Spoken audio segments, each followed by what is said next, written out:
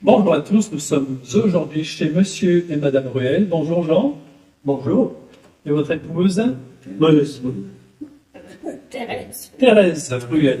Et je suis avec Axel ici, qui est étudiant élève de l'IRUP à Saint-Étienne et qui bénéficie d'un hébergement partagé, un hébergement, on dit, intégré, un hébergement intergénérationnel, il y a plusieurs terminologies.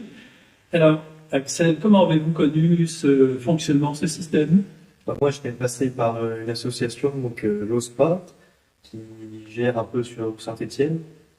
J'ai découvert ça sur le site de l'école pour trouver un logement assez facilement. Voilà. Alors, un logement à Saint-Étienne, normalement, c'est pas trop difficile à trouver. Mais, l'intérêt que vous avez ici, qu'est-ce que c'est? L'intérêt, c'est qu'on peut parler avec des nouvelles personnes, échanger avec, moi, avec Thérèse et Jean, un peu tous les jours. C'est sympa. On apprend de nouvelles choses aussi, puis je leur apprends de nouvelles choses. Nous sommes avec Cécile Diallo de l'OSPA. Bonjour Cécile. Bonjour.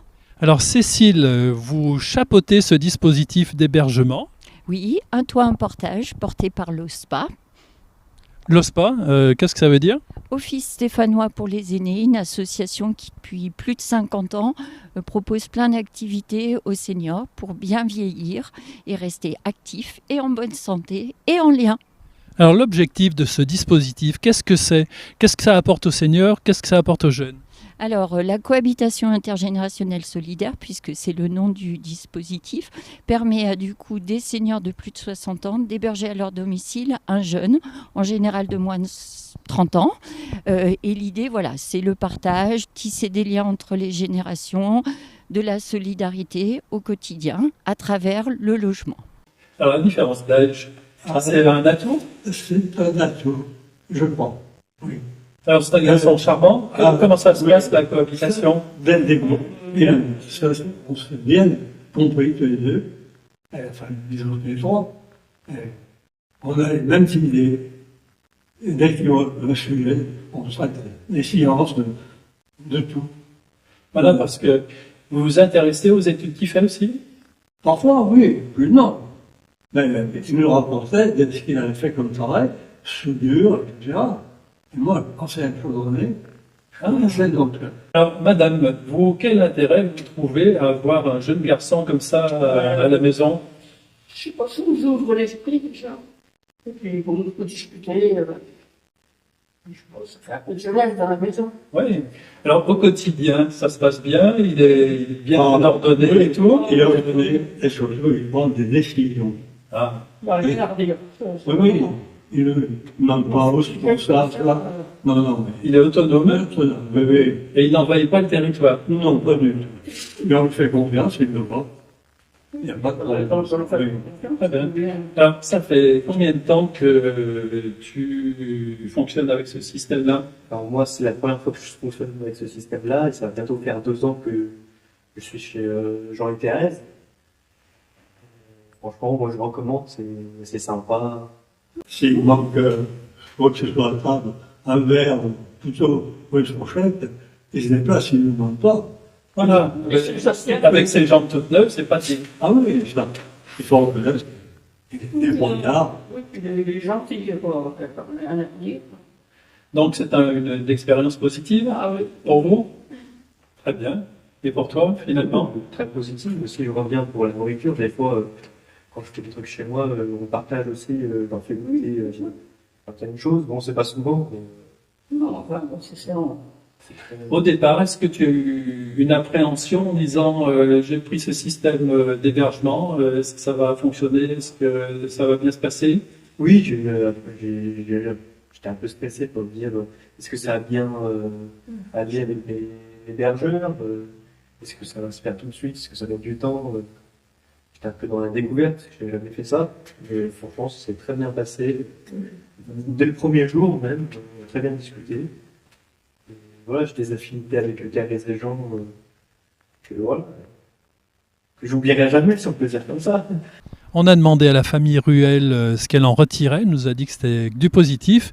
Axel également, donc c'est un dispositif qui fonctionne bien, ça a été expérimenté ailleurs en France déjà? Oui, parce qu'on fait partie d'un réseau national qui s'appelle Cohabilis, qui réunit à peu près une 60aine d'associations partout en France qui font de la cohabitation du coup et qui accompagnent les binômes. Et du coup, nous, sur Saint-Étienne, on est essentiellement sur l'agglomération, mais on aimerait pouvoir se développer sur la vallée de l'Ondaine, Saint-Just, Saint-Priest, Villars, les lieux où il y a des établissements d'enseignement supérieur et du coup, peut-être des jeunes qui pourraient être intéressés par ce type d'hébergement. Vous êtes déjà en lien avec des établissements d'enseignement supérieur. Axel me disait qu'il avait cliqué sur un lien et qu'il vous avait trouvé de cette façon-là. Oui, on est en lien avec la plupart des établissements d'enseignement supérieur sur Saint-Étienne.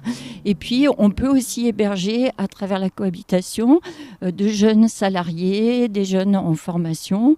Donc voilà, ce sont essentiellement des étudiants, mais pas que. Alors, les étudiants, on a bien compris comment se faisait le recrutement, entre guillemets. Les hébergeurs, vous les démarchez de quelle façon ? Alors, on est en lien avec pas mal de structures qui accompagnent les seniors, alors les institutions, mais également les associations de services à la personne, les structures de proximité, centres sociaux, amicales. On est parfois présent sur les marchés, on communique aussi dans différents médias, comme le vôtre aujourd'hui. Et voilà, c'est beaucoup le bouche à oreille aussi au niveau des seniors qui est déterminant. À ce jour, vous êtes à la recherche d'hébergeurs ou vous en avez suffisamment ?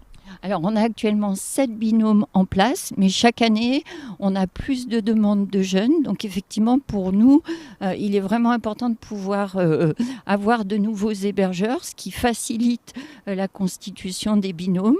Donc, voilà, en sachant que nous, on accompagne toute la démarche, la rencontre des jeunes, la rencontre des seniors, la présentation des binômes et leur accompagnement pendant toute la durée de la cohabitation.